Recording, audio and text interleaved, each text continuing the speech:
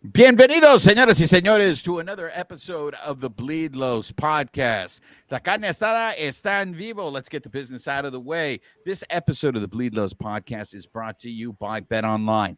BetOnline is your number one source for all your summer sports this season, from MLB, golf, NBA, and the NHL playoffs. All the latest stats, news, and scores are available to follow your favorite teams. Get the latest odds and lines, including the latest team matchups, player props, and odds, just about every sport out there. So head to the website today and use your mobile device to get in on the action. Bet online, where the game starts. Cubales Sangrones, and joining us on the live in vivo, of course, as usual, is Canelo. And then we also have Carlos Alfaro back to join us. Babyface may be making a cameo appearance later on. We don't know yet because, you see, Babyface was on the blue carpet today at the Dodgers gala. So he was hobnobbing with the Dodger players, and who knows what other celebrities showed up to that. So he hopped into the mystery machine right now, and he's on the way home. So he may pop in last minute. We don't know. But a big saludos to Simeon and to Denny, who are here. So, look, guys, you know how this works. If you send us a super chat, you move up to the front of the list here for comments. We want to engage with you. We're going to make this hopefully a little more freer, but we're going to start this. Yeah, exactly, Denny. Babyface is at the gala. So let's just start things off with the road trip. Canelo, you we didn't get a chance to hear from you because you were in Washington last week while we were doing the live. You were actually covering all three games. So I want to get your thoughts on that national series. And let me know. I know you talked to some of the players, but I'm also just curious how different your experience was from last time when you covered them in the national series, because you had to sit through that rain delay. How was it covering the team in Washington? Well, I think you hit it right at the end. The first thing I noticed is that everybody was in much better spirits this time around because there was no rain delay. It was probably the best. I even said to the other beat writers there and pretty much everyone that was there, I was like, this is usually not how weather is on the East Coast for some baseball games. And at least in my experience, every time I would either go to watch the Dodgers in DC as a fan or even covering the team last year, there was always at least one game that had a rain delay. And this year, bright sunshine, and the Dodgers, they got to playing all their games on time. Everything was business as usual. And we honestly saw what the Dodgers did. They took care of business in Washington to get off on a really good start for this road trip, which they ended up going 7-2 on. So it was a really good start for them there. And I just think the vibes were just really different compared to last year when I went, just because it was at the end of the season that the team was I think they were just about to clinch. I think they clinched the very next series in Seattle.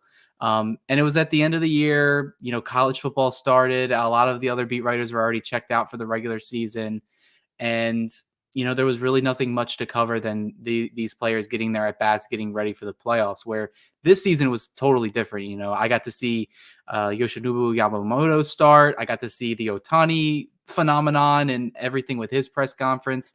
And there's just a lot more fanfare from the team this year. And Dodger fans usually travel well, but I would say out of all three of those games, most of the people in attendance were wearing Dodgers blue, especially the ones that stayed from pretty much the entire all 9 innings for all 3 games. You mentioned that you talked to some of the players. Is there anything that was worth sharing that you want to share with us before we move on to the Toronto series? No, I got to talk to a couple players in passing. I think the one I talked to the most is, the most most Dodger fans don't know how they feel him, and that was Gavin Lux. He was a really awesome guy. Hopefully, eventually, maybe some, sneak peeks here. He may be on the show soon rather than later. So, but everybody was in, they had good vibes. They went into Washington with a plan and they pretty much executed on that. And then everybody's going to be happy and ready to go to the ballpark when they're winning. And they showed that they knew how to win again, especially after a disappointing, homestand against losing all 3 series they played at home. Then you look at the 9-game road trip, the longest of the season, in 3 different cities across pretty much the entire, North America. They go from the East Coast to Canada, and then they go all the way back to the West Coast where they finished up in Arizona. But all in all, it was a really good series in DC, and it was a really good road trip. I know it's going to be tough to tell because you were only around him 3 days, but from what you could see from Gavin Lux, I feel for this guy because he's struggling and it doesn't seem like he's getting much play time. Do you see any frustration on there, or does he seem cool and calm and collective and still has at least some level of confidence? I think he's cool, calm, and collective. I think as an athlete and just anybody with popularity, I know he sees the comments that fans have. I know he sees, he hears the things fans say, and he knows that they're on both sides of the spectrum. He knows he has supporters. He knows he has haters, and I am biased in this regard where I am really high on Lux. I still am. I still think he can be a durable, all-time, full-time second baseman. And the Dodgers feel that way as well. Like, it does seem like he's getting platooned a little bit. I kind of brought that up in DC where it seems like, all right, especially during this road trip, it seems like Muncie's being platooned, Gavin Lux is being platooned, and we're really not used to these guys being platooned as much. But Lux, I think he understands the plan. The Dodgers, from my understanding of only being, this past year and a half, learning about how they, operate, they're very big with communication. And I know that they've explained this to Lux. The only thing that kind of looked bad was in spring training when they pulled the plug on the shortstop problem early. They said, hey, we're moving Betts there. That's the only time I really feel like he was either genuinely shocked of everything that was happening. But the general plan, we asked Dave Roberts and, the pregame and postgame scrums, and he said they're going to evaluate it around 150 at bats. And if the stats aren't there, they believe that's a good sample size that if he's not producing, that they may actually look in another direction, whether that means maybe he plays, comes off the bench like more, he doesn't start many games, or maybe they look externally, for one of these other shortstops that are on these other teams right now. But it's just way too early to tell. But I think he's in high hopes, and I think he's getting ready to correct the ship because you don't have to realize the injury that he had. Not many players want to come back from that injury, and especially as fast, and especially as a demanding position in the infield, regardless if you're at second base or shortstop. So I'm going to give him the benefit of the doubt, and I'm going to give it to at least, that 150 at bat mark, or even, to the All-Star break, because the Dodgers have that luxury. Carlos, since Canelo is Canelo in this situation, I'm going to let you be Oscar de la Hoya. Canelo brought this up, and it's interesting because it seems that Gavin Lux is getting platooned. PJ brought something up in the chat here that I want to go with, and I want to get your thoughts on this, Carlos. PJ says Miggy Rowe going to steal Lux's spot at second. It's very interesting that we saw Miguel Rojas play second base on this road trip more times than I thought. And usually he played second base in those games that normally you would see Gavin Lux in. And I know the way this was explained was they don't want to keep moving Mookie from short to second. They want to give Mookie more reps there at short. What are your thoughts of seeing Miguel Rojas at second base and Lux is still on the bench, and how is he going to get out of this funk offensively if he's not getting the at-bats? Okay. So, since from the beginning, I told you guys I'm a numbers guy. So before the show, I got all the stats myself for the entire road trip. Okay. We keep saying his starts are bad. This is what is true is his limited at-bats. He only had 16 at-bats on the road trip. Okay. But he batted .313. So he wasn't too bad. It's limited. He had 5 hits, 3 RBIs, scored twice. He only struck out 3 times. So he is batting better. It's definitely a platoon. But the crazy part is Rojas is outshining him by, not by a lot, but he's definitely. Rojas batted .333 on the trip. 21 at-bats, 7 hits, 4 runs, 2 RBIs, 4 walks. And the most impressive stat, he didn't strike out at all in the entire road trip. And the other thing that sticks out is, didn't he make like this amazing play at second base? I think it was in the last series. So is he outplaying him overall? The answer is yes. I think the platoon with Rojas and Lux at second base I think long term, I think it's going to work. I think it's going to work for the Dodgers. I also agree that you shouldn't move Mookie Betts back and forth. If you want Mookie to be better at shortstop, then he's got to get more repetition at shortstop, more ground ball, so that everything becomes routine for him. But this, like I said, the stats once again, 313, not bad for Lux. Limited at bats, yes. Rojas 333. I'm impressed. No strikeouts. So that's it's not bad. Hey, you got two good second basemen right now, at least based on this road trip.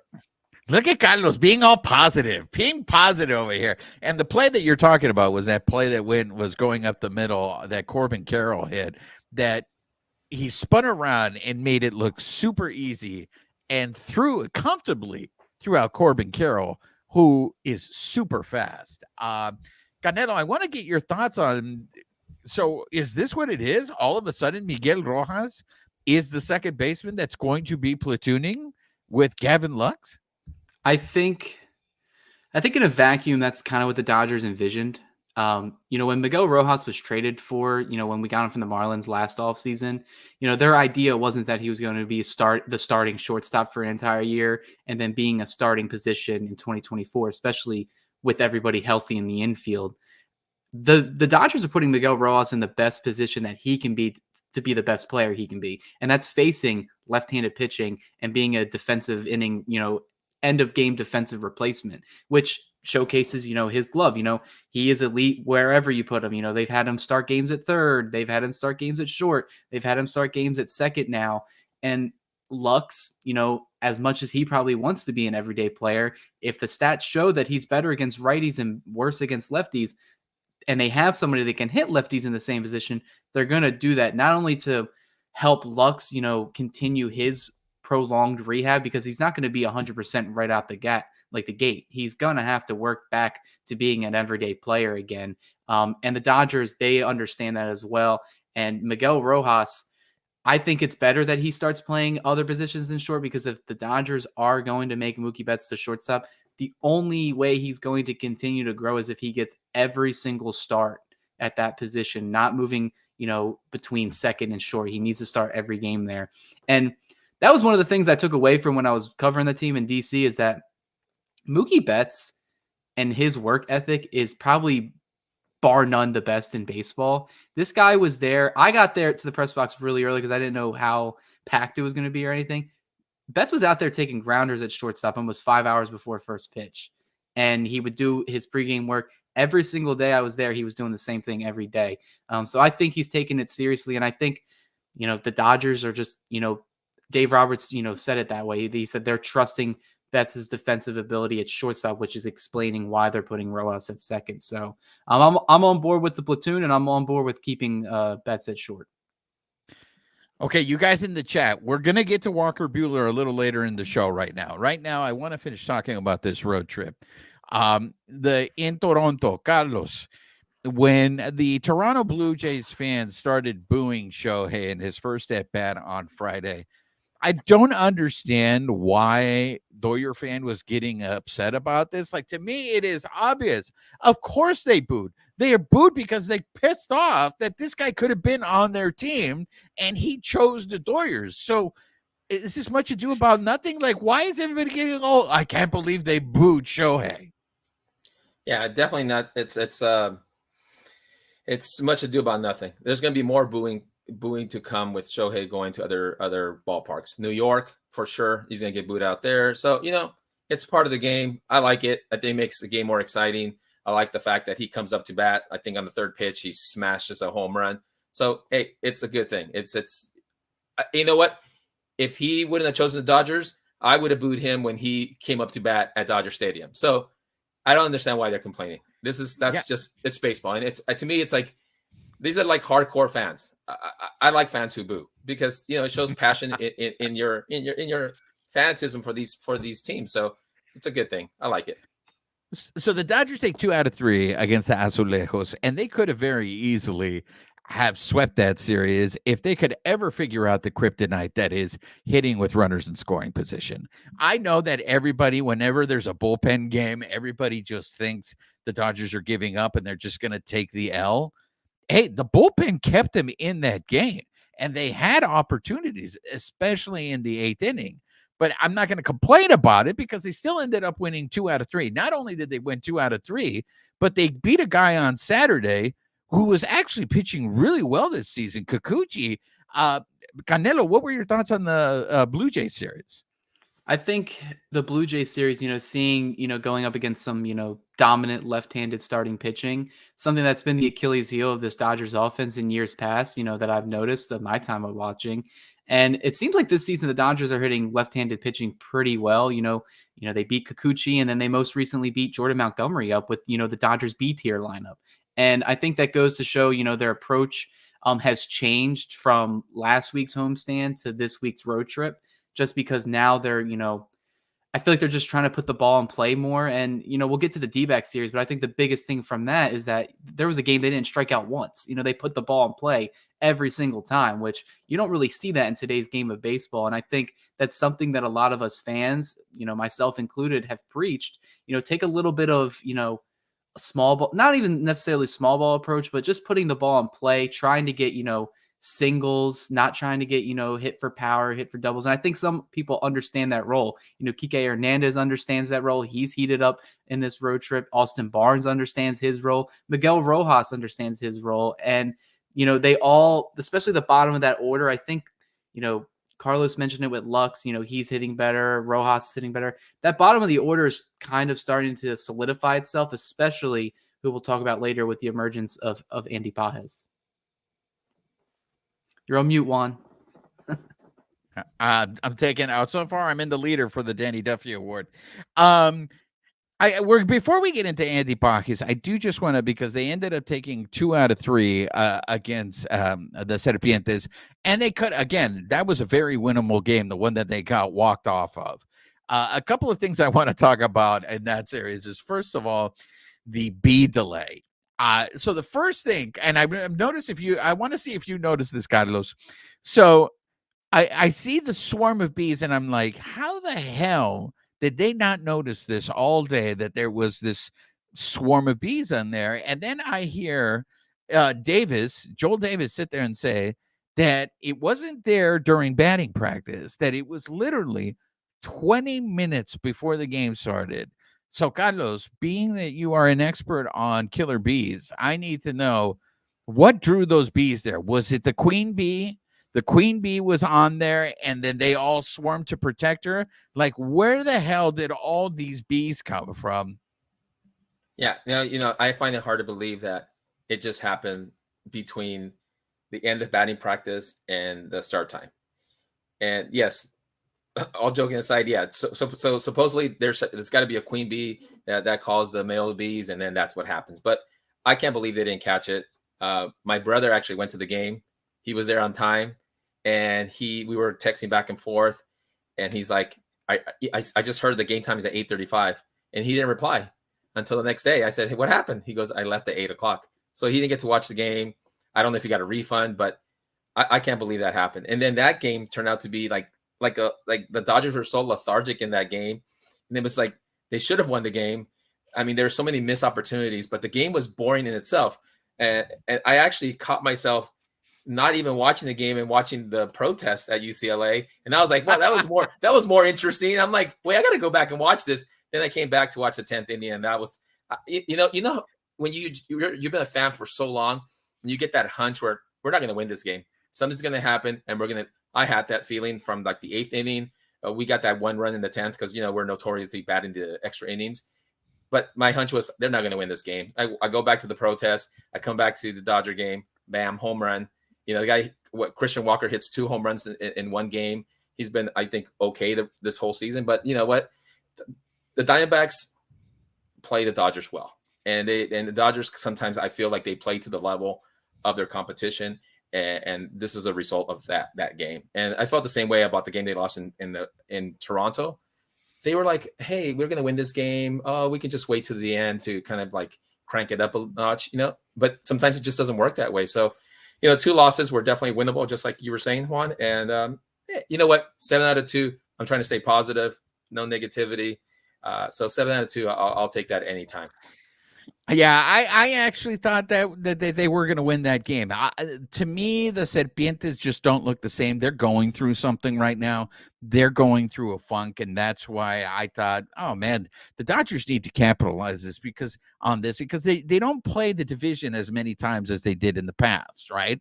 So they beat up on the Gigantes when they came to Dodger Stadium. Go ahead and beat. I mean, they're up 4.5 right now in the division over the show pods and the Gigantes.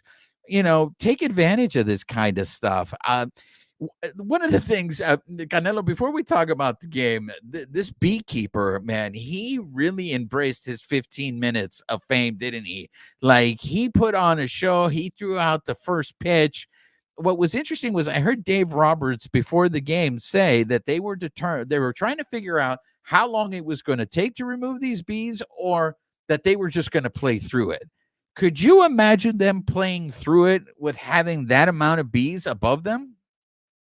I can't imagine that. I am notoriously known for being afraid of bees. So especially if I see a bee, especially around this time of year, they're starting to pollinate everything. Everything's coming around. I see bees outside. I'm swinging. I know they're going extinct. I know we need them in our ecosystem, but I don't like bees. So I don't like to get stung. I was traumatized as a little child where I was stung once, and now it's in the back of my head, core memory.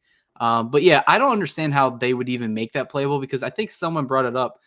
If you hit a foul ball and it goes right back to the net, you're just going to enlarge a whole swarm of bees around the entire, not only just for the players, but the fans. They evacuated the entire, home plate section. So yeah, you couldn't play in those conditions. So it really would have been weird to see, it was already weird to see game delayed parentheses bees. It would have been weirder to see a game canceled because of the bees. Carlos, I think you're right. I think the fact it just didn't seem like offensively they had the energy in that game. And I feel like those games come every once in a while from the Dodgers. I think I agree with you. There was a lot of similarities between that Sunday game in Toronto and that game on Tuesday against the Serpientes. Someone brought this up on the chat last week, and we didn't get a chance to get to it. And it reared its head in this Serpientes series. Carlos, I know you're positive and you don't worry about anything, no pasa nada. But Daniel Hudson, who is supposed to be a very high leverage guy for the Dodgers bullpen, what has concerned me so far this year is he doesn't have many shutdown innings. He gives up a solo home run. Here, he gave up a run in this game, and it ended up coming back and biting the Dodgers in the ass. Is this Daniel Hudson maybe getting older? Maybe he's just not, he doesn't have it anymore? Or is this is what happens with a bullpen? 1 year you're lights out, the next year it's the inconsistency. Are we chicken littling here about Daniel Hudson? It's hard to say.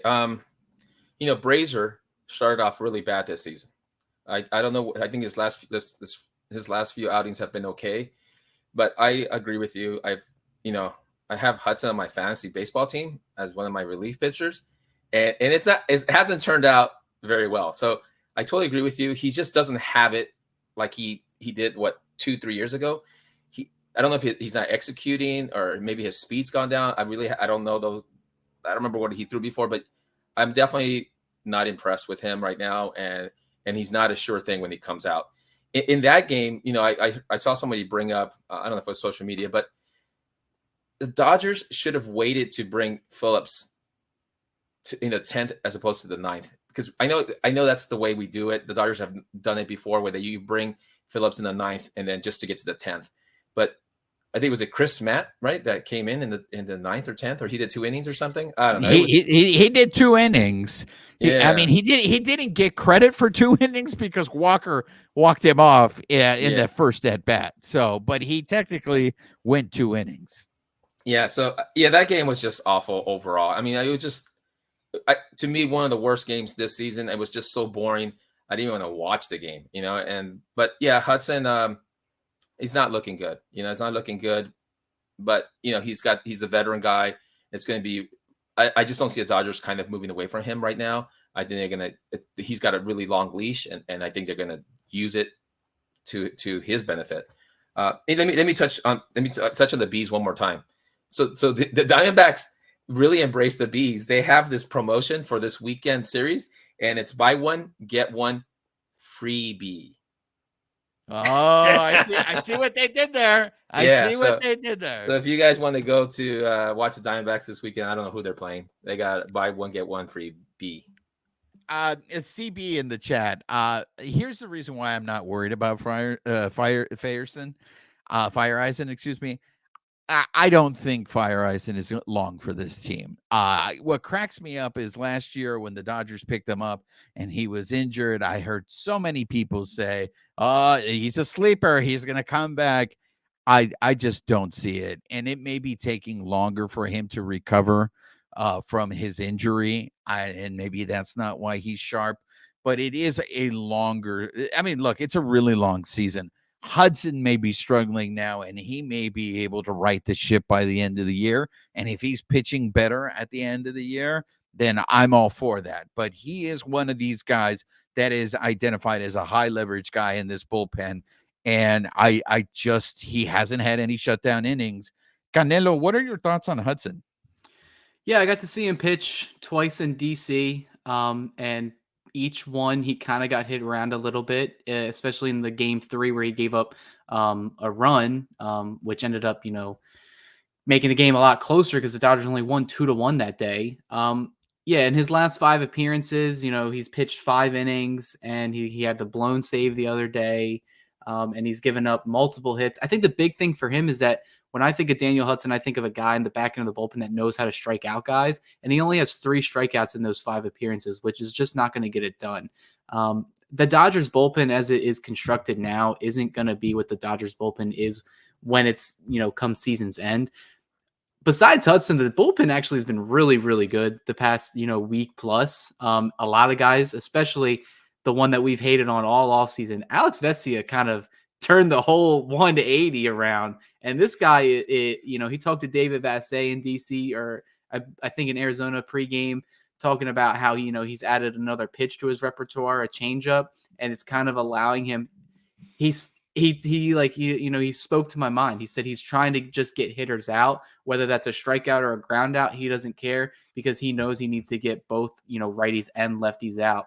And that's definitely what they're going to need later in the season. He is their only left-handed, leverage guy. So he needs to be elite. And he has really turned up, especially at this part of the season. Yeah, Vesia I haven't seen any Vesia slander in the chat lately, guys, and I'm concerned that he's not going to win any more Danny Duffy awards. Vesia has really turned things around. One of the things I think you mentioned, the bullpen is pitching better, and overall, I think all aspects of this Dodger team on this road trip were much better. The offense returned. The bullpen was much better. For me, I think it is huge was the starting pitching. The number of times that we saw starters go 6 innings, to me, is huge. I like what Landon Knack did in Washington.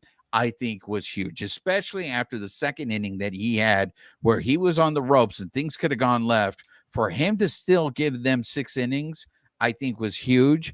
I would have liked to have seen him keep pitching in the Arizona series. Yes. I thought they were really quick with that hook in that game.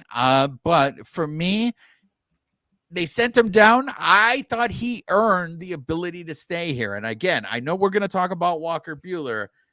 Canelo, this is not the last time we're going to see Landon Knack this year, right? No, and I was actually a little bit surprised that he did get optioned. Obviously, they needed an extra bullpen arm, so that makes sense. But Feyereisen being that arm, I'm similar with you. I'm not sold on it. And I think Landon Knack kind of pitched those 3 starts, 2 against Washington and 1 against the Diamondbacks. I think he earned himself to be a mainstay, at least in the pitching staff, whether that's, a lengthy guy in the bullpen or in the starting rotation. I don't know what it seems to be. The Dodgers just don't want to go to a 6-man rotation when I believe it just makes all the sense in the world. Landon Knack is pitching well. Throw him in there. Make it a 6-man rotation. Do you guys think Walker, we'll talk about later, but Walker Buehler is not going to be, going 6-7 innings. I would even say that he doesn't even go more than like 4 innings in this start against Miami on Monday. The Dodgers need innings, and you brought it up. That was probably the biggest thing about this series. Only one pitcher I can remember that just didn't go deep into the games both times was, James Paxton. But, he gave them serviceable innings where, he didn't allow too many runs. He just allowed a lot of walks and a few runs. That just seems what he's been doing. But I would have liked Landon Knack to stay. I think he'll be up eventually, just because I think the way the Dodgers are going to go about it with their starting rotation is once one guy comes back, Phantom IL, you're getting some rest. And then once another guy comes back, you're going on the IL. And I think they're doing this as a way to make sure everybody's ready for the latter half of the season. Load management. Does it work every time? I don't know. Ask the Lakers. How dare you, sir? How dare you? Too soon. Carlos, come in. Well, I was going to say, before you say that, Paxton, I'm the number one fan. Let's talk about Cody's number one fan, Yarbrough. You know what? Yeah, his ERA is a little above 3, but man, he comes in, he gives you 4 or 5 innings, and it's just like his pitching, his style, and he gets it done. I think he's a good addition to the team. He's not a high leverage guy, but he's definitely, hey, our starting pitcher Paxton's not walking too many batters. You got to come in, help us out.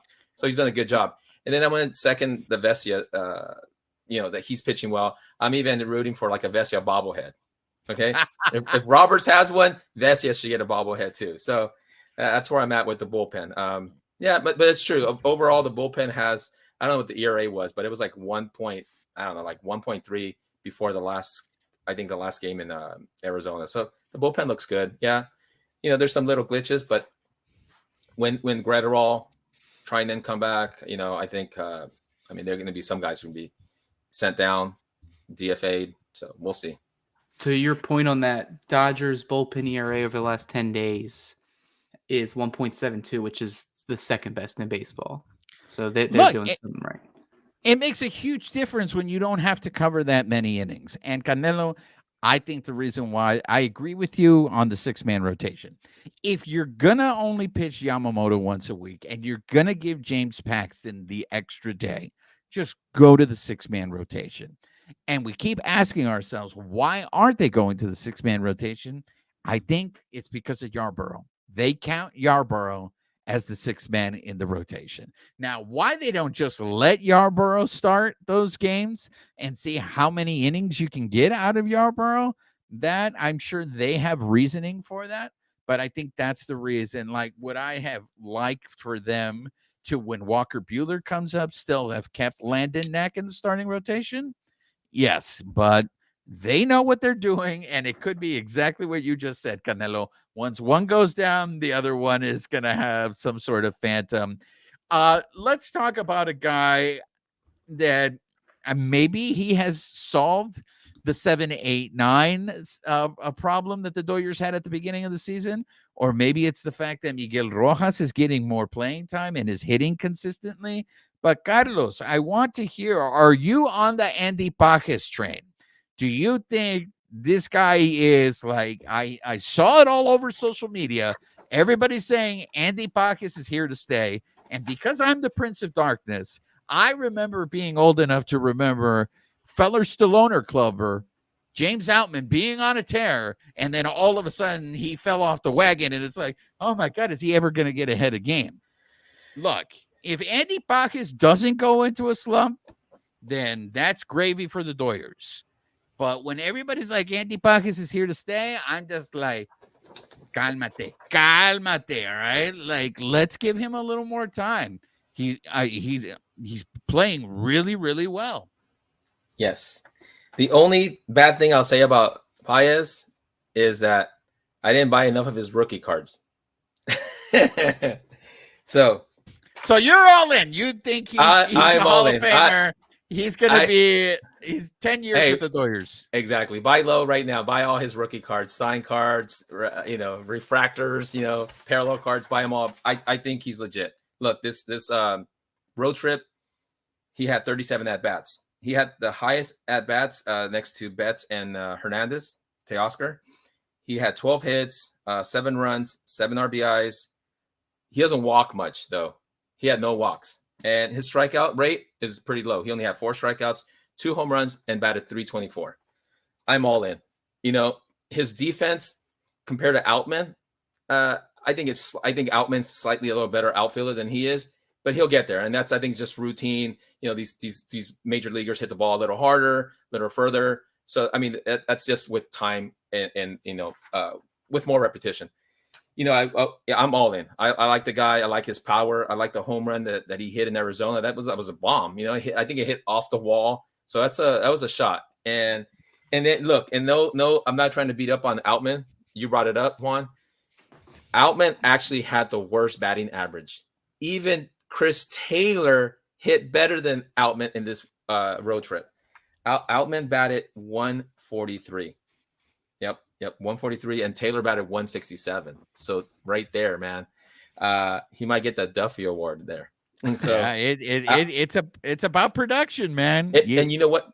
It is, and Outman was very limited to his at bats. He only had 14 at bats this road trip. 14 at bats, 2 hits, 1 run, 1 RBI. He walked once. He struck out 4 times. Outman, I'm a fan, but it's about producing, and he's not. And if this kid Paez is he's tearing it up. I think he's batting 296 right now, or 292 or something. So yeah, man, he's you got to keep playing the kid. People are talking like, what happens when Jason gets back? Well, first of all, we don't even know if he is going to come back.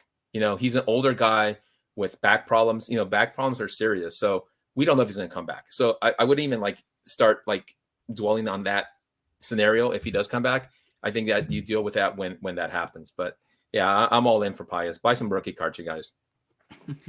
Canelo, is it that simple that Paez really fixed the lower part of the lineup problem, the 7, 8, 9? Carlos just gave us all these numbers right now on Paez, and that home run that he hit against the Serpientes, he golfed the shit out of that. For him to hit it to the deep center. But what are you seeing from Andy Paez that seems to be affecting the production of the 7, 8, 9 spots? I'm not, because it's when I think baseball and generally about how things go, obviously the answer is no. He isn't the end all be all answer of why the bottom of the lineup is more productive, but I think he gave them a jolt of energy. I think he gave them a fresh look, and the way he's going about his at bats. Carlos mentioned it. He's not walking a lot. It's because he's hitting the shit out of the baseball. He is going up there, swinging aggressive. He doesn't strike out too much. He's really putting the barrel on the balls, and he's just putting the ball in play. And I think that's what the bottom of the order needs in terms of, his slash line and just, his short, 2 or 2.5 weeks in the show. He's batting .291 with a .546 slugging percentage, an .862 OPS, and 141 OPS plus, 10 RBIs, and then 3 home runs. We saw him hit one off a really good left-handed pitcher in Jordan Montgomery, and he hit it a long while. And defensively, I think he's a little bit slightly under Outman, but this is a guy 2 or 3 years ago where the Dodgers and people around baseball thought he was going to be a corner outfielder, more of a left fielder, maybe even a DH.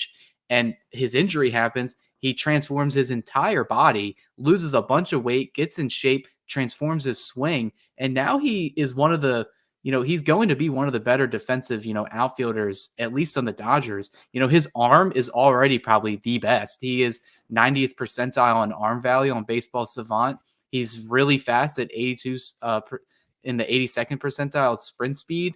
And if you are able to play elite defense, steal bags and be fast and hit with the high average and, slug, you're going to stay on this team. And the fact that the Dodgers are letting him play against lefties and righties, he has a .294 batting average against righties, a .286 against lefties, and can hit to all sides of the field. If you look at his spray chart so far, there's hits in right field, left field, center field. He's getting hits through the middle of the infield. This guy just flat out hits. And I think he was a breath of fresh air for the bottom of the Dodgers order that desperately needed it, because most of his games he's been batting in that 7, 8, 9 spot. And the fact that he gets on base to roll over the Dodgers lineup, bringing up Mookie Betts, Shohei Ohtani, and Freddie Freeman is going to make the Dodgers score more runs. And I think that's the reason why this road trip, they were so successful, because you just heard Carlos's stat lines for him, batting over 300 on the road trip. He's setting up the top of the guys that are getting paid the big bucks to drive them in. And when Jason Hayward does come back, one, we don't know if he is coming back, but that's not going to stop Andy Baz from getting playing time. They're going to find spots to play him. He's played in left field, center field, and right field. He isn't exclusive to one spot. Even if he goes through a slump, I think the Dodgers are going to ride it out. They're going to let the kid figure it out in the show, because I think we've seen with other prospects like Miguel Vargas and others, like Michael Busch when he was on the team last year, if they're not going to figure it out at the big league level, then why are they here? Well, we got a super chat here from the patron saint of the Bleed Los podcast, Jose Ayala, my friend. ¿Cómo estás? Here we go. Jose Ayala, $5 super chat. Thank you very much, Jose. Saludos. Sometimes one player will spark up the lineup. Remember when Puig came up? Believe me, when I say Pages is here to stay, he will only get better. Damn, Jose Ayala, making predictions again. He is bold. I will say this about Pages, especially that home run that he hit off of Jordan Montgomery. He worked that at-bat. That wasn't something that came here. He worked that at-bat, and he still ended up hitting a home run. And I know that Pages is Cuban, but that dude plays like a Dominican, because you know what they say in the Dominican? You don't walk off the island, you hit your way off the island. And so Andy Pages is up there ready to swing the bat. And I think that kind of aggressiveness, I know the Dodgers are known for their patience in taking pitches, but like Canelo said, the fact that he's turning over that lineup, and then you got to see you got to see Mookie, you got to see Shohei, and you got to see Federico. Before we talk about the Bravos coming in, Carlos, real quick, do you even want to get into this? Are you concerned about Shohei hitting with runners in scoring position? Because every time I go on social media, it is like a meter is going off. Every time he doesn't get a hit with runners in scoring position, Shohei is now this for that. Is it a concern? He is super aggressive when there's runners in scoring position, but the number of double plays with him with the bases loaded is a little disconcerting. What about Shohei with runners in scoring position? Okay. So I was trying to keep it positive, but you brought it up because I was going to bring it up. So I'm not worried, but I'm disappointed. I'm frustrated because the two games that we did lose, if we go back and watch those games, I think there was like at least in both of those games, at least two opportunities where Ohtani just needed a freaking fly ball, a sac fly. But I think he popped up, struck out, or grounded to double play. And it is frustrating because you're paying this guy this much, and he needs to find a way to kind of relax. You know, we don't need a home run every at bat. You know, we just need a sac fly, move the runners over. You know, but yeah, like I said, I'm not worried. But just because I did the numbers, Ohtani batted 250 this road trip, so he is kind of I guess for Ohtani, this is kind of a slump. So he had 9 hits out of 36 at-bats, had 6 runs, 6 RBIs, 3 walks, but he did strike out 8 times, 2 home runs, but was batting 250. So I think in my book, on the road trip, for him, besides the home run that he almost hit out of the world and stuff, that, he's, I don't know, it just, you want more out of him. And these situations where you just need a sac fly, it's just frustrating. He's like, the double plays, the strikeouts, with the bases loaded, with 1 out, and you're going to double. Like I said, I'm not concerned, but it's not fun baseball to watch when you're expecting this guy to do something. And then, but no, I'm not concerned. We'll see. The Braves series is going to be interesting with him. Canelo, is he trying to do too much? I sit there and they go, hey, dude, you got Federico behind you. And the season that Will Smith is having, I don't think we're talking about enough what Will Smith is doing here. But is Shohei trying to do a little too much here, especially with runners in scoring position? Yeah, before I go into that, I have to give Ohtani some credit. He was not in the situation with the Angels with runners in scoring position, so he probably just doesn't know how to hit.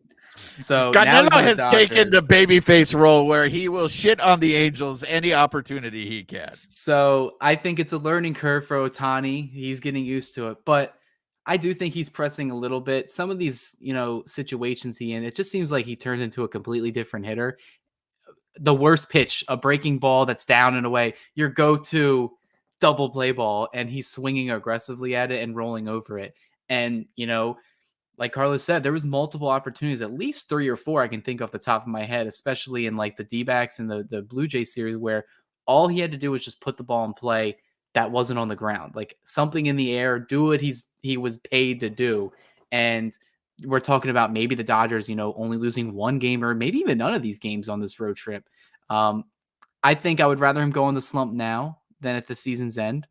But I think it shows, around the league that you can have a superstar player and he can still struggle, and you have to find different ways to win. And the Dodgers, they show that better than anyone, where it's a next man up mentality. So I think he'll get it correct. The Dodgers gave him an off day for a reason that everybody was gasping at yesterday. So hopefully it gets him ready for this Brave series, because it's going to be a big series.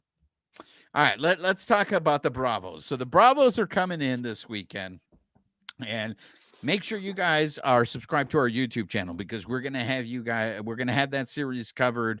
Bleedlos is going to be there for all 3 games. Babyface and I will be covering those games, so look for our coverage on our YouTube channel.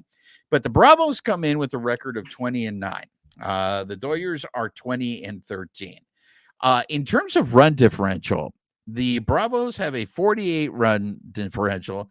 The Doyers have a 49 run differential. So I thought the Bravos were the team to beat in the National League. I just feel like that team is stacked. What I find very interesting about this Bravos team, in terms of how they rank in Major League Baseball, they are second in batting average. They are 4th in runs. They're 20th in home runs. They're not hitting home runs. And in terms of their ERA and their pitching, it's kind of middle of the road, in the sense that they're 9th in all of Major League Baseball. So these teams may be more evenly matched than I thought going into this weekend. I think the injuries probably, in terms to the pitching staff, may have affected the Bravos. But Carlos, what do you expect this weekend between the Bravos and the Doyers? Well, some of the stats are kind of deceiving. The run differential, the Dodgers have 4 less. How would you say it? So the Braves are 11 games above, and they have 11 wins above their losses, and the Dodgers only have 7. So that 4 wins, if the Dodgers win an average of like by 3 or 4 runs, I mean, we're talking about 12. So they have way more runs. The differential for the Dodgers is definitely higher base per game. They're really close on stats. All the stats you brought up, like the average, OPS. Yeah, the Braves are second. Who's first? The Dodgers. I think what it comes down to is, I just feel like you guys remember last season? Last season at Dodger Stadium, I think they got swept, right? They lost all 3 games.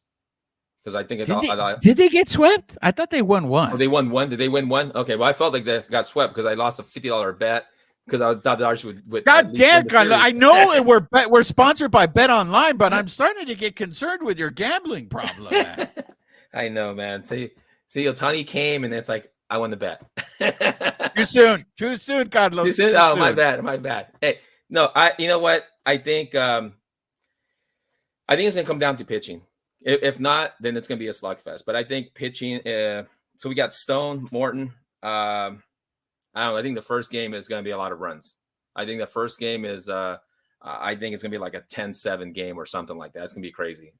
Friday game. I think the Saturday game is going to be a low scoring game, and Sunday's like always a crapshoot. I mean, it depends on how they come out, because it's like a night game to a day game, and everybody's kind of a little lethargic that game, and Sunday's always like a crapshoot, but. Hopefully they take 2 out of 3. I'm hoping for a sweep, but I don't know if I really see a sweep from the Dodgers. But the Dodgers are playing better ball right now than the Braves are, and Dodgers should come out hard. It's gonna be fun. I'm not going to any game. I kind of sold all my tickets. Everybody wants to go see the Braves, but I'll watch it at home. And I do sometimes when I get really excited at home, I do shots for every home run the Dodgers hit. So I think I'm going to spend the whole weekend taking shots for home runs. Well, what you should do, Carlos, because I'm pissed. I'm covering Sunday's game, and that's the one that James Paxton. So you should drink every time there's a walk, because I expect a lot of walks. Kill him? I'll be wasted, man. I'm gonna be there for like a 4-hour game. Everybody else sure. gets Babyface gets to cover like these 2.5-hour games, and he's home real quick. I'm gonna be gone all Sunday. Because, again, the runners at first and third for the Braves, and somehow Houdini gets out of it. Yeah. Canelo, what do you expect from the Bravos? I mean, can we even look at this series as a measuring stick because it comes so early in the season? And I know some people in the chat are already saying, and Canelo's the expert on the Phillies because he lives in that area. They're saying the Phillies are the team to beat in that division. What can you tell us about the Bravos, Canelo? Well, I'll give you a little snippet of, every series. I've been doing a preview article on DodgersBeat.com. So I have the Braves one coming out tomorrow afternoon.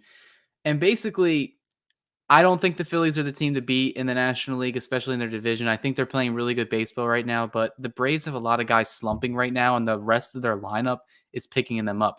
Arguably, the three worst hitters on the Braves right now are Ronald Acuna Jr., Matt Olson, and Austin Riley. They are the worst hitters on that lineup right now.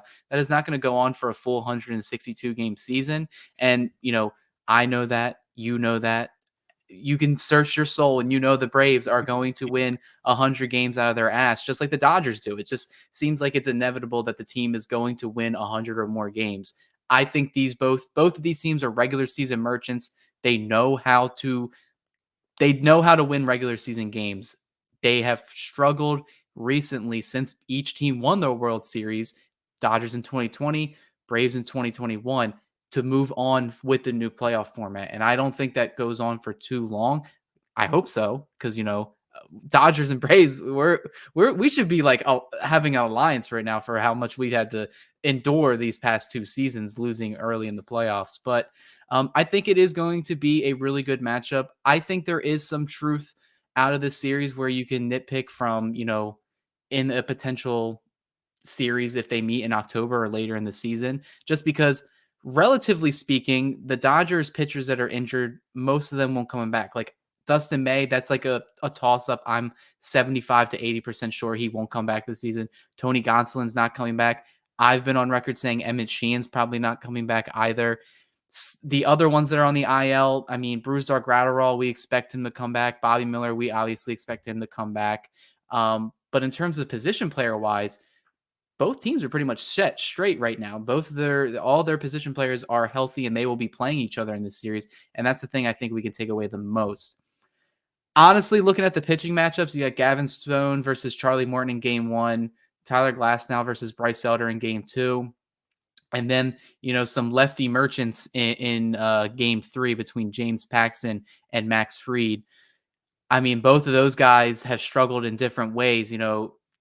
Paxton's been able to get out of damage. Fried has not. Fried did have a complete game shutout, I believe, his last time out. So he is riding a little bit of a hot hand. But I'm actually going to go a little bit the opposite of what Carlos is saying.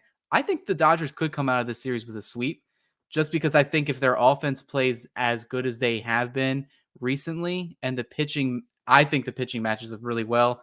Bryce Elder had a really bad second half. He's only had one start this year. He gave up a couple runs. Yeah, I think he gave up one run in like a couple innings pitched. And the Dodgers have always seemed to hit Charlie Morton well in the regular season. So I could definitely see them sweeping, but I'll definitely say 2 out of 3 at least. Yes, that is a hot take right there coming from Canelo. Canelo letting us know he's feeling himself there. To me, the most interesting matchup for this weekend and who I want to see, and it's for many reasons, is Tyler Glasnow. Because Tyler Glasnow has just looked lights out in a couple of outings. And what we saw in Toronto at the end of his outing, where he said it was a cramp. Carlos, how concerned are you? Is that really a cramp? Because I find it very interesting because Tyler Glasnow was the guy who kept saying that when they got rid of the sticky stuff, he had to tighten his grip on the ball, and he feels that that's what led to his having his Tommy John, his second Tommy John.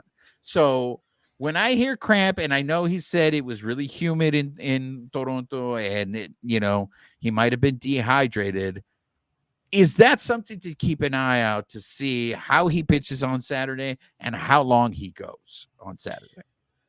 The first thing I noticed on that game, on that outing, was before he had the cramp in his hand, you could see early on the sweat on his jersey. You could see the color. You could totally. I will not stand for the fanatic slander. Did you not just see the MLB Players Union is blaming Nike? That's on Nike. It's not on Fanatics anymore. Man, then it's not absorbing their sweat then, because that you could tell that it just didn't seem right. And I didn't even know that this whole thing about him after the game when he said, "Hey, look, it was really humid." Isn't Toronto indoor stadium? How can it be humid? Isn't it a controlled environment? Heavy I didn't breathers? understand that. What's that? Heavy breathers? I don't know. I don't Got know. their It own was CO2 levels in there. It was from weird. the booze. It was from the booze. There was a lot of hot air coming out. That's what I didn't get. I didn't understand why he would sweat so much like that in that stadium. And then consequently, after the game, he mentioned how humid it was in there, and I think that led to his cramps in his hand. And yeah, because he came out, you could see the redness in his hand throughout most of the game, and you saw how he came out. His hand looked like he looked like the claw, So, hey, all I say is that Dodger Stadium has been chosen. Hey, Dodger Stadium I think we have really good weather this weekend. It's going to be nice and cool. I think we're in the 70s. So I'm not worried. I'm not concerned. Again, I think it's just too much to do about nothing. Canelo, is it something to keep an eye on, or we're past this? I think it's something to look at because we know it's the name of the pitcher. We know the injury history that is with him. I've stated numerous times on social media saying, I don't give a fuck. I want this guy going 6 or 7 innings every single start. And Tyler Glasnow seems like he is on that way as well. It seems like we want to be overly cautious, but the guy still needs to get innings in. And he knows his body more than we know his body. And immediately after the game, he knew exactly what the problem was. Carlos mentioned, he said it was cramps due to him overly sweating. And it looks like, there was a lot of evidence that pointed towards that. I think it'll be really interesting to see if the Dodgers keep him on a leash this start around, especially with the Braves, because I can imagine that Tyler Glasnow is probably going to go with like 110% intensity. So he may go maybe like 5 or 6 innings, maxing out at around like 90 to 100 pitches, just because the Braves know how to work counts. They're very similar to the Dodgers. And they are very patient in their approach. They have guys that can beat you, and you have to navigate that around that lineup very well. And Tyler Glasnow, I've already said, I think he is the best pitcher on the Dodgers. I think he's kind of going on his way, if he can have a full healthy season, to being probably one of the best pitchers in the National League. So he was my early Cy Young pick. He's going to have to really show out against the Braves lineup right now. But I have the full faith in him doing that, and I think he's fine. I don't think we can worry too much. Look, what I've loved about him in the games that he has gone long has been his pitch efficiency. So if we see early in that game that he is limiting his pitches per inning, I think that's a very good sign. And I've applauded the times that Roberts has allowed him to go 7 or 8. Just because of this whole setup that they have. Look, it's no secret. I go back again. If you limit the innings of the bullpen have to cover in a game, the bullpen is efficient. The bullpen does, and the proof is in the pudding. So before we end the show, I do want to give a shout out to CB, because CB seems to be the only one that catches my movie references. So CB, you are a fellow cinephile, and my hat's off to you, my friend. All right, you guys all been wanting. We've been teasing it all episode long. We finally get to talk about Walker Buehler. Canelo, give us the update on Walker Buehler, por favor. Yeah, when we were in DC, we asked Dave. Everybody was asking Dave, where's Walker Buehler at in his rehab process? And I think the biggest thing that Roberts stated was that they're fine with the stuff. Buehler feels fine when he comes in between innings and after starts. He was just struggling with command. He was walking guys, batters were taking his counts, to 3-2 counts, eight pitch at bats, which just isn't going to happen, at the major league level. If minor league guys are doing that to you, I can't imagine what the major league guys are going to be doing to you. And I think it's a learning curve with Buehler, because I know a lot of fans are expecting that, that 2018 to 2021 Buehler, but I hate to break it to you guys, it's just not going to be that way. His fastball was maxing out at around 93 miles per hour. He's going to have to adjust and change up his pitching repertoire and change the way he attacks batters. Those years prior, he was averaging around like 97 to 96 miles per hour. And that 4 mile per hour difference, that's huge in the MLB right now. So, and we've seen what diminished velocity can do to guys. Kershaw in recent years, he looks like a shell of himself to the way he attacks guys, and he had to adjust himself as well. So I still think there is a chance for him to be a very good above average pitcher, but I'm going to, keep my, my anticipation and my expectations relatively, low, because how many pitchers come back from multiple Tommy John surgeries and they have successful careers after that? You can't really point at many guys. The only guy I can think of off the top of my head that I've brought up multiple times is Nathan Eovaldi. He's the only one I can think of that has had a decent career after that. But, in 6 starts between single A and triple A, Buehler, he had a 4.15 ERA. He allowed 26 hits in those innings and 10 earned runs with 21 strikeouts in 21.2 innings. So, there is some flashes of, strikeout stuff there, but it seems like a lot of these guys are hitting him around a little bit. In terms of what I'm expecting for Monday, I think the Dodgers are going to watch him very closely. I would be shocked if he goes over 75 pitches. I think that's kind of their bar right now. Get him to around 70, 75. So I'm going to say, even with the struggling Marlins team, he probably goes like 4 innings, maybe 3 or 4 runs. Wow. Look, I don't think you're wrong, Canelo. I don't think you're wrong, and I'm glad that you have brought reality onto this show, because I do feel I've seen a lot of Walker Buehler is going to come and save us. He's going to come through that door.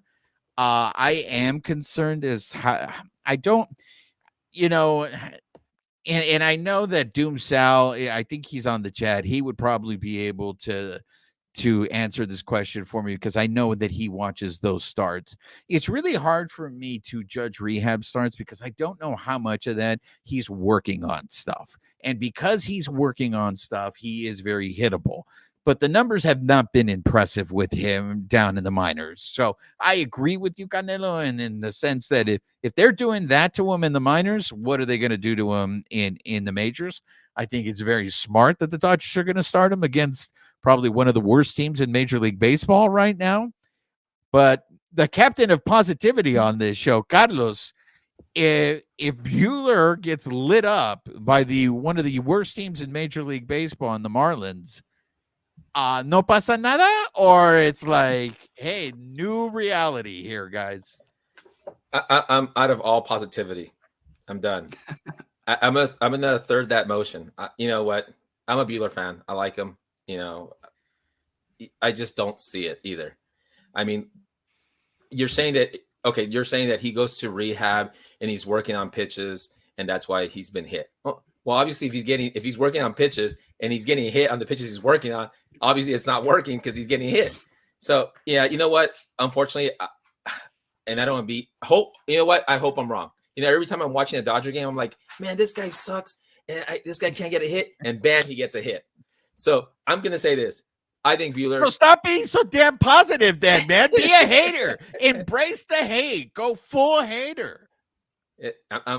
I'll go this time. I will. So Buehler, I think he gets hit. I think he won't. I don't even think he gets past the 3rd inning. I'll go 3. Even though they're going to play one of the worst teams in MLB, they're still, that MLB team is still better than any minor league team. So I just don't. I wish him. I hope I'm wrong. I hope he goes 6 innings, throws 10 pitches per inning, and has 10 strikeouts. I hope so, but I just don't see it. I just don't see it based on what the number. I didn't watch him in the minor leagues, but I did see the lines and the box score, and it just doesn't look good. It just doesn't look good, and I feel bad for the guy. But let's hope. What do they say? Let's hope for the best, expect the worst. Yeah, that's my saying. That's what I positive. live by. Carlos, you're a betting man.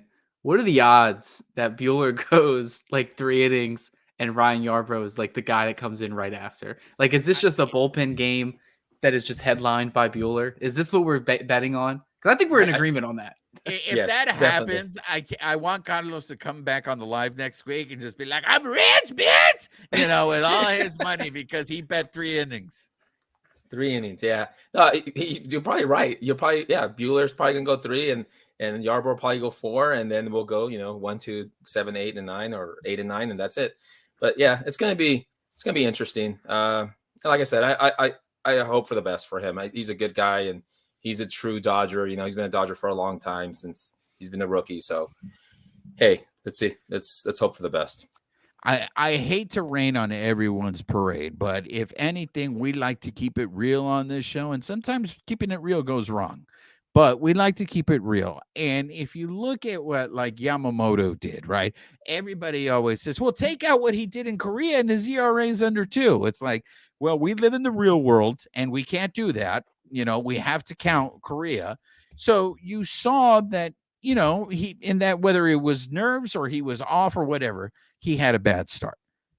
I don't think it's realistic. I mean, the same way that Canelo talks about Gavin Lux and the long layoff that he had, I don't think it's realistic to expect that Walker Buehler is going to come in there.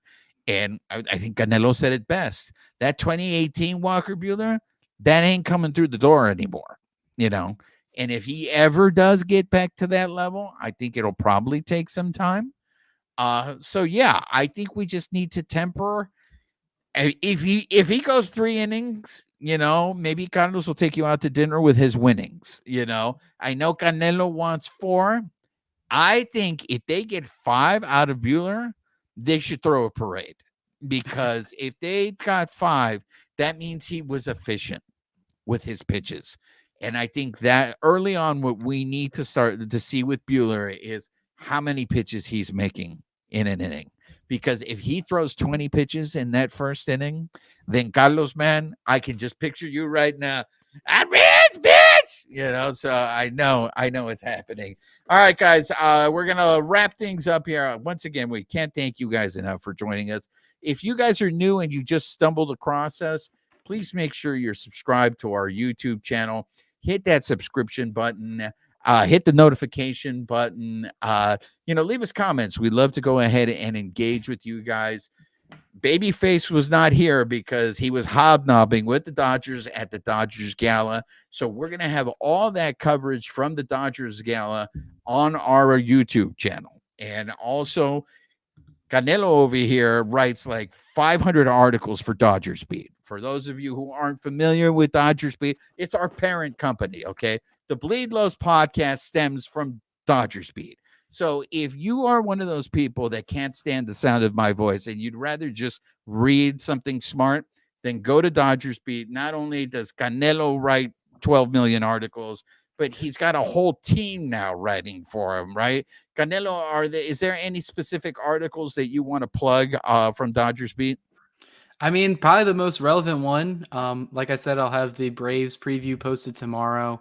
I'm trying to keep that series going, of previewing every single series of the regular season and then eventually the postseason. But I would say check out the Walker Buehler article I posted recently, where it kind of went in, to all of his, stats pre Tommy John, and then kind of what he did during his rehab assignment as well. Kind of gives you a picture of where he is at, not only, like physically, but kind of where my expectations are coming from, why I'm so kind of, doom and gloom right now, because I see the peripherals and I'm seeing the advanced stats, and I'm seeing him be efficient in some areas, but I'm seeing him be very weak in some others. So I think it's a good read. There's a lot of links to other beat writers that are out there, especially from The Athletic for Fabian Ardaya. So I think it's a really good read for that, just to get prepared for his start, but just check out the website in general. And again, I'm plugging the YouTube channel because not only will Babyface have coverage from the gala, but we are going to be covering all 3 games of the Bravos at Dodger Stadium. So that's going to include pre-game interviews and post-game interviews. So just make sure you're subscribed to the YouTube channel. Last thing, I know a lot of people want to know this, Canelo. CB's asking for it.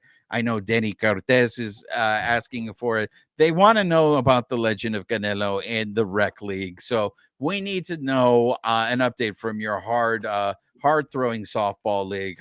Have you guys actually started playing games now? It's hard baseball. Let's get that correct, Juan, before I come over. I'm going to book a plane, and I'm going to come after you.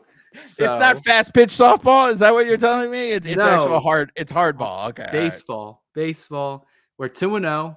It's actually kind of hot over here on the East Coast. I'm very surprised. Have you guys even had a day over like 84 degrees? I think I saw that in the news or something.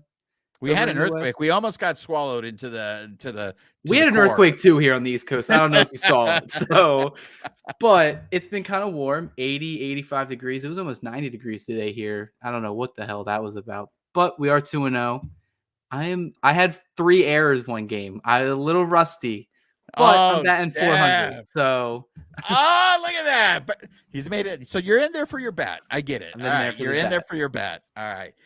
Okay. Last update before we leave the show. I know a lot of people saw you making carne asada. However, we did not see any picture of the actual meat, Canelo. It was currently cooking.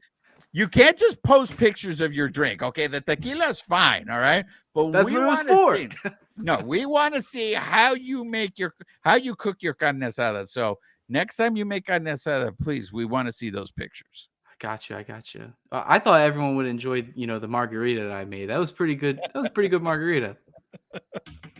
So that's going to do it for this show, everybody. Once again, I want to thank Canelo, Carlos for joining us. Yo he sido su servidor, Juan Ramírez. Nos vemos para la próxima. This episode of the Bleed Lows podcast has been brought to you by Bet Online, where the game starts. Nos vemos, everybody.